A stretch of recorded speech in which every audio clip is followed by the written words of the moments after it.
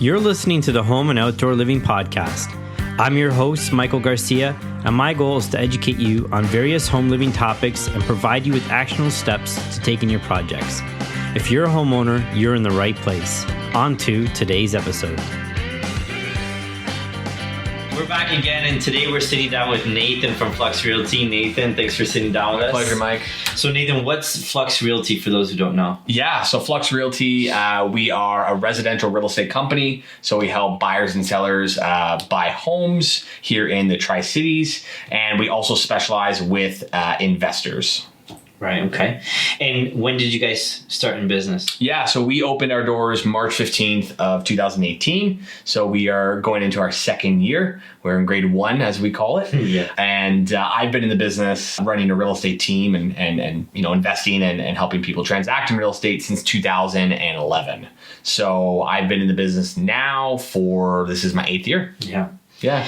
So you made that switch and you got into your own brokerage. So what makes your service different than maybe what you've done in the past or what other realtors are doing? Yeah, great question. So, I think that's like a 2-part question in the sense of what makes us different when it comes to service. I think that as you kind of grow as a realtor, you get to a certain level where, if you're transacting at a high level, you're going to need some type of support, right? In order to maintain that same level of service and to continue to keep growing. So, I just went through those organic phases throughout my journey in real estate and got to a point where I thought that to have more control over that experience with, our people, we were better off doing it on our own just because it would allow me to have more control of kind of that next level of people I needed to hire and work with. So from that perspective, that's why we made the jump. But what makes us different from a service perspective? Is that what you want to know? Yeah. So compared to other realtors in KW, why would somebody come work with Flux Realty or a realtor here? Sure. Compared to other brokers? Okay. So our motto at Flux is to go deep, not wide. And we mean that in every aspect of how we do business. So from a consumer perspective or our clients, we're looking to build long-term relationships with people that we want to work with throughout, a lifetime. Mm-hmm. And because of that, the way we think about that initial transaction is making sure they're making the right decisions, not for today necessarily, but for 5 or 10 years down the road. A lot of realtors may get caught up in the moment for that transaction. So we try to think more long-term with the decisions we make to make sure that our clients are making a smart decision that 5, 10 years from now, they'll call us back and they'll be happy with the amount of money they may make on that home or being put in that type of position.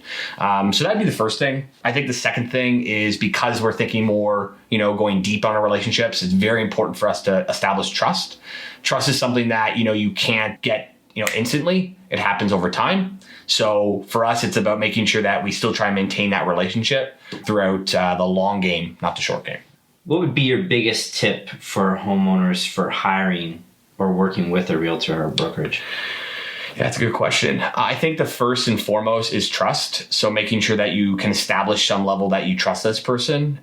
Typically, if you get a referral from someone you trust, that's a good sign. However, not always is that the circumstance. So it's about being able to look at, do you vibe well with that person? I think is a big part. Do your energies work, right? Because buying and selling real estate takes a team effort. It's not necessarily just the agent's role. It's going to be how, the customers interact with that agent. So I'd say, first is trust. Second is like the energy you feel. And then third thing I'd say would be like proven track record. So go online now, look at Google reviews, ask for a referral to speak to one of their past clients would be, probably the 3 main things. Yeah. What do you see trending now in the industry? I guess, that can mean a lot of things. Yeah. Maybe what it would mean for a homeowner. Sure. I think locally in KW, the prices of homes are becoming almost unaffordable for the first-time home buyers to get into a position where they're buying something that, just even getting into a small condo or let's say a freehold, which is something without condo fees, but likely like mom or dad's house type thing. And that is something that we feel a lot of pressure with our first-time home buyers kind of concerned with. And it's trying to figure out how do we allow them to get into a home but still be able to afford the monthly payments. And we've kind of come up with a few different kind of ways of doing that. But I'd say that's probably one of the biggest things trending is trying to figure out how to get affordable housing in our area that will, benefit that person 5-10 years from now. Right. So what's an interesting fact about your business that people wouldn't know? Well, I mean, the name Flux wasn't going to be our original name. Okay. We originally were going to be called, I think it was King West Realty. And that's what I decided on because it sounded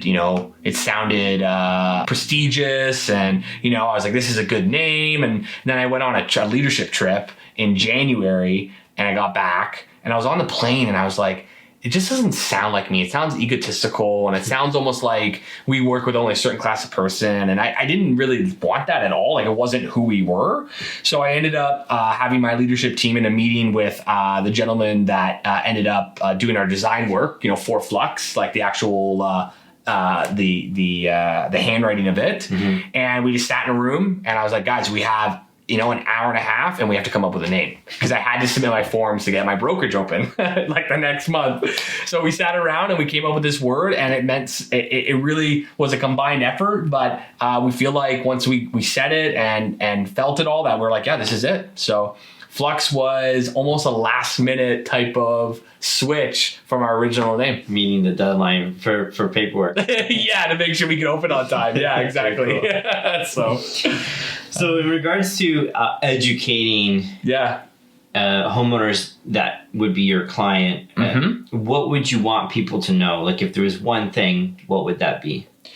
Yeah, so education is definitely one of the core competencies of our business that we feel a lot of people are turned off to agents or just buying or selling real estate because they're overwhelmed by understanding the steps in the process. So we take that very important to make sure that we are educating our clients. We've tried to do that through our socials a lot with our videos, as well as different packages we provide and steps. So I would recommend first things first, when you're considering buying real estate, don't start by looking at homes, okay? Common mistake I see all the time. People, I want to buy a home, so they go to an open house. Not saying it's a bad thing, but it's a slippery slope because it gets you excited and emotional when you haven't figured out step 1, 2, and 3 of how that's going to be possible. And every time I've dealt with clients that call me frantically, hey Nate, we saw this home, we're ready to buy, and that's the first call I've had with them. The experience they go through is very stressful and very roller coastery, up and down, instead of starting off with how we like to do it with is educating and setting the expectations and getting all the ducks in a row first. So I'd say start off by doing some research online and then trying to find someone that you trust that you feel can guide you through that education process. So you're suggesting that a homeowner or potential homeowner start the process by researching and finding a realtor they can work with to plan the process first before getting excited about something maybe that won't work for them. Absolutely. Okay. Yeah. So I find that really interesting because I've actually never heard that. I didn't even think about that.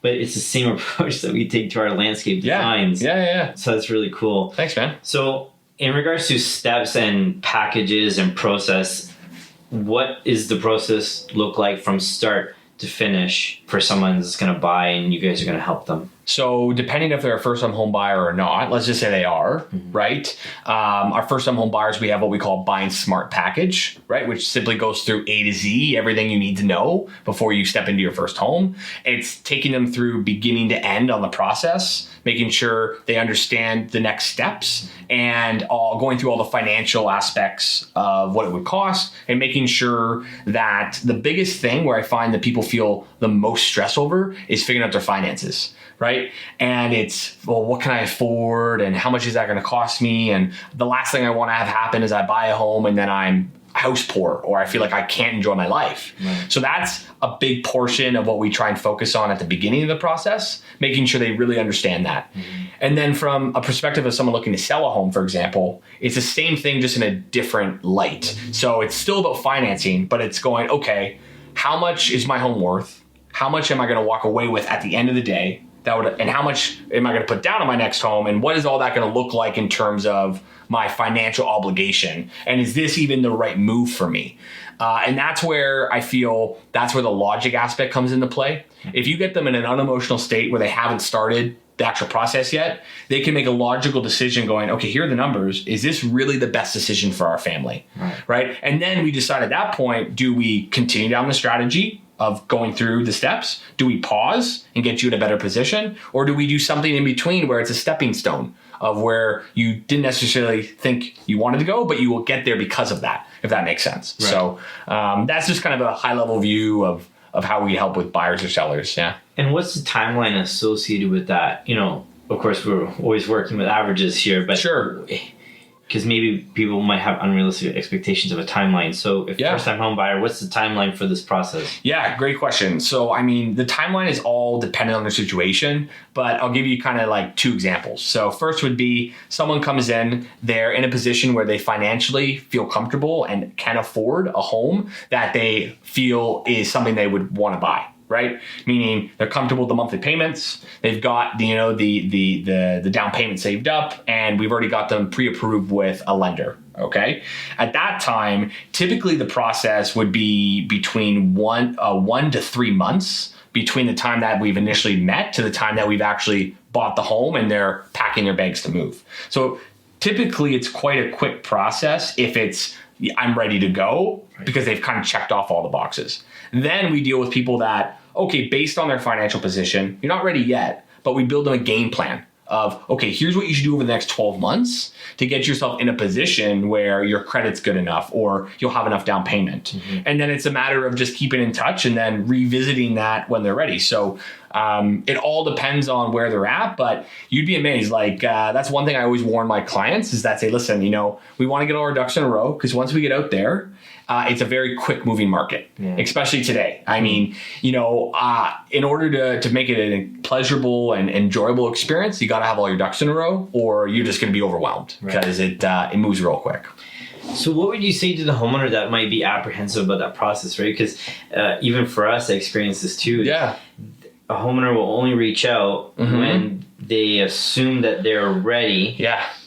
And the ones that assume that they're not ready, you will never hear from them until they assume that they're ready. Right. So how do you get people to start that planning process early and remove the apprehension when they assume that they're not ready? That's a good question. For us, we look for kind of like key indicators of the questions they're asking to understand where their pain points are at.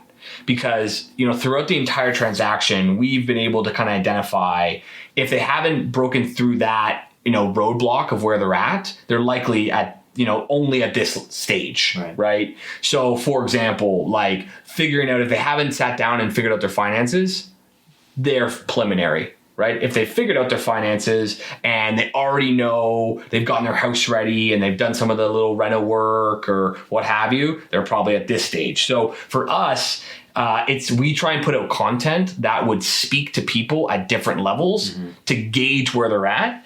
And once they see, or they feel comfortable enough with us, we ask a lot of questions.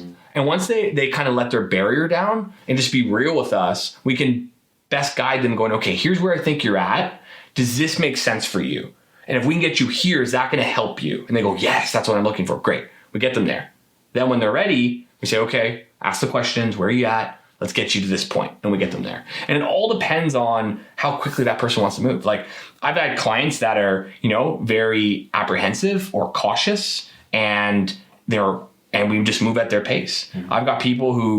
I've had people not even see the house before they've bought it, and that's the level they want to move at. So as long as we'll move at any level the client wants to, yet what we need to stress is that we will do our best to recognize when they're making a decision that may not be in their best interest. Right. It's kind of a fine line because I never want to tell someone that what their prerogative is like wrong, right? There's that fine line between like, this is not your best thing, but it's like we were talking about before, like asking questions to help that person like self-realize that this may not be the best thing for them.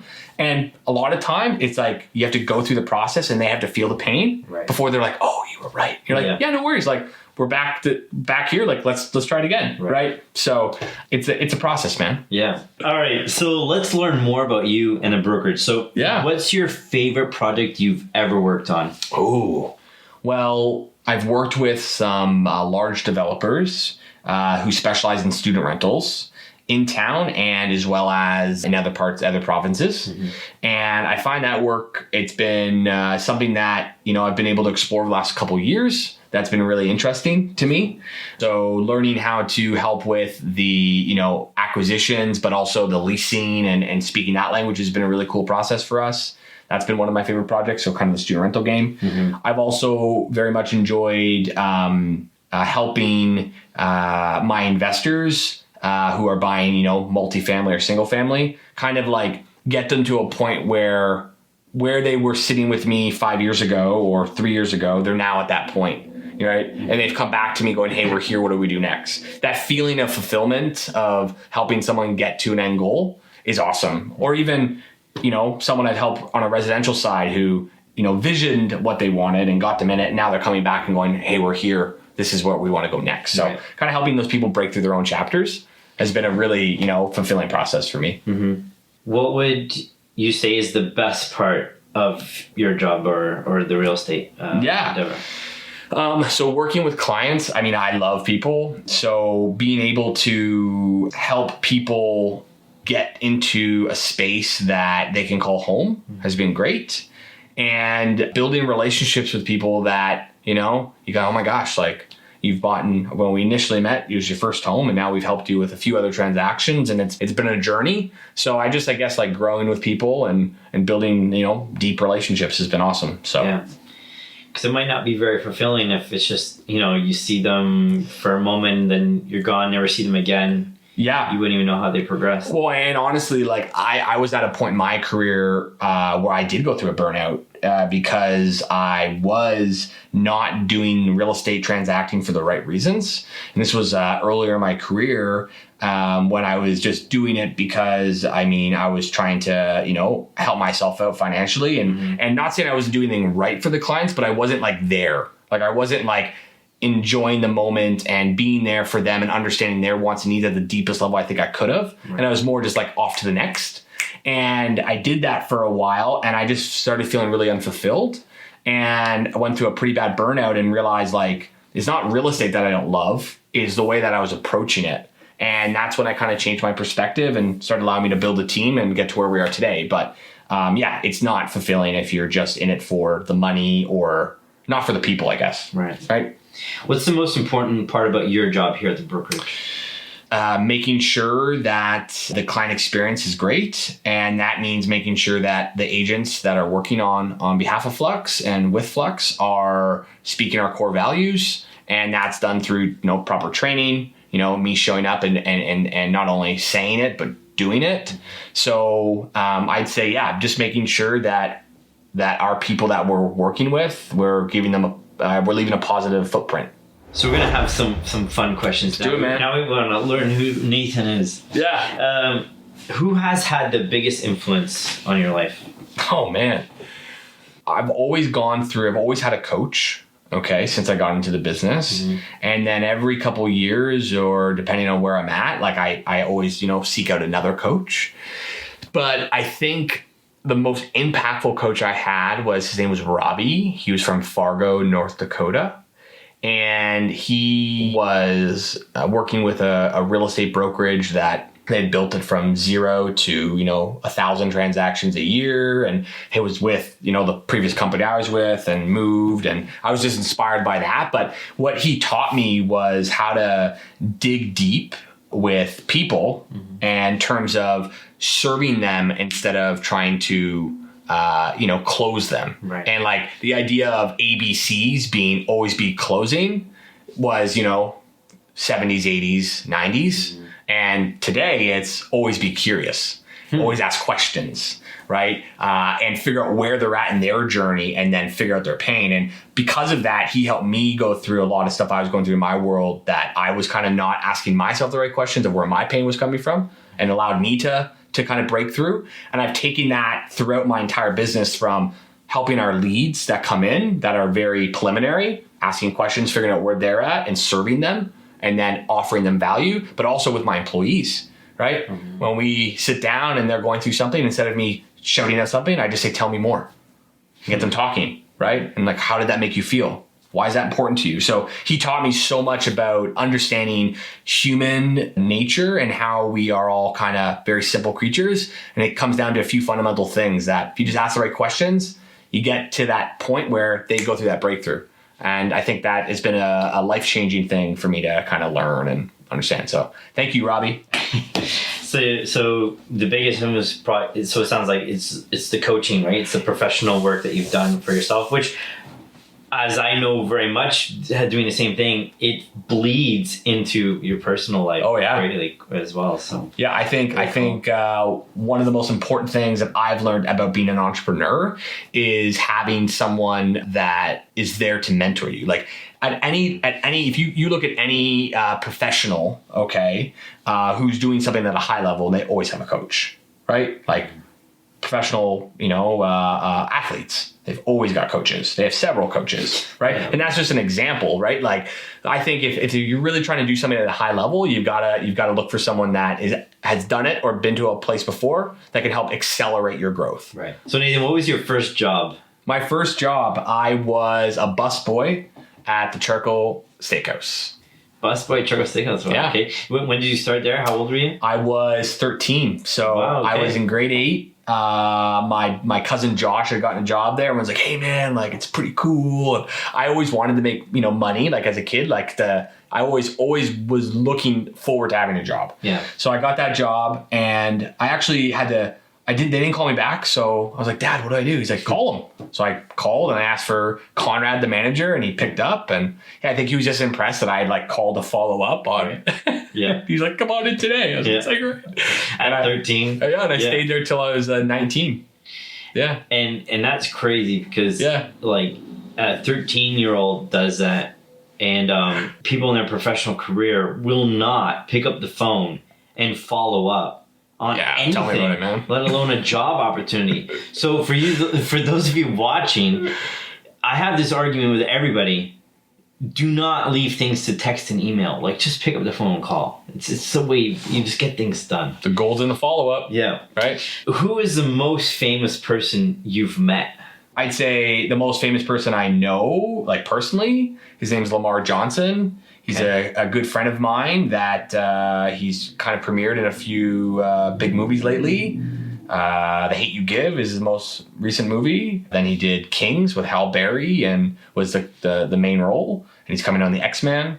Yeah, so he's done really well. So, I mean, I've known him for last 8 years. He's good friends with my brother Trev, who's in the industry as well. And they were on a TV show together for years. And he's become like a brother to me. So, yeah. Lamb's a good guy. Very cool. Yeah. Who would you like to meet? Who would I like to meet? I'd say Drake. Okay. For sure. I like his vibe. I mean, I love that he's local and I think he's doing a lot of cool things. Yeah.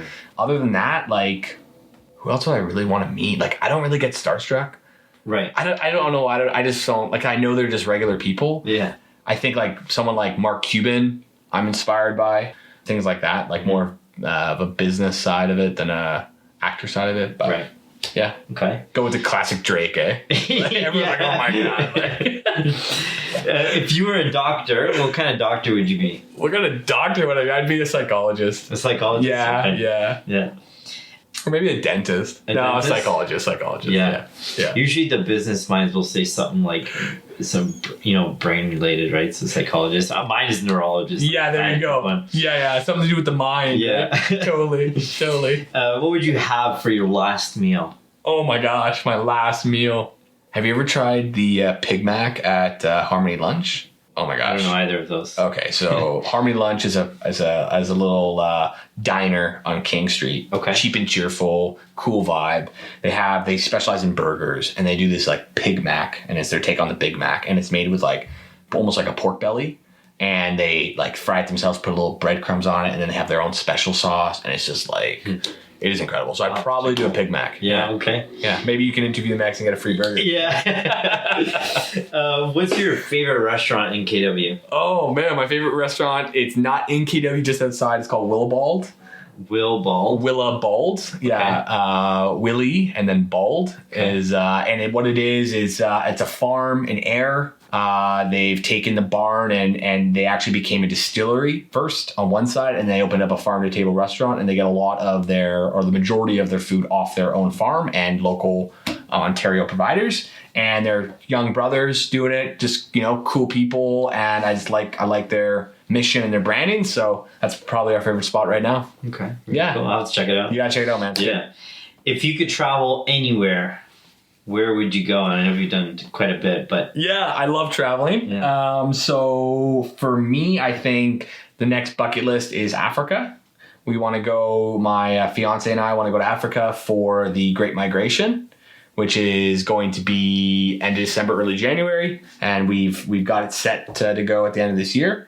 So for me, I think I've always, as a kid, loved. I used to watch all those National Geographics or animal TV shows when I was a kid. I was just infatuated with that stuff. So I would love to go and do a real life safari and just kind of see the animals, right? Yeah.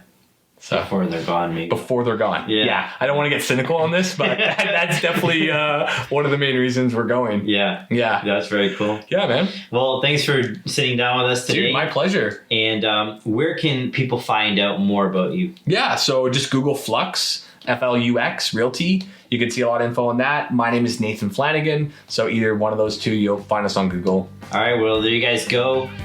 If you guys want to learn more about Nathan, check him out and Flux Realty. And otherwise, we'll see you guys next time.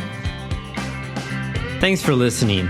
If you found value in this episode, you can support us for free by subscribing, rating, and reviewing this podcast. See you next time.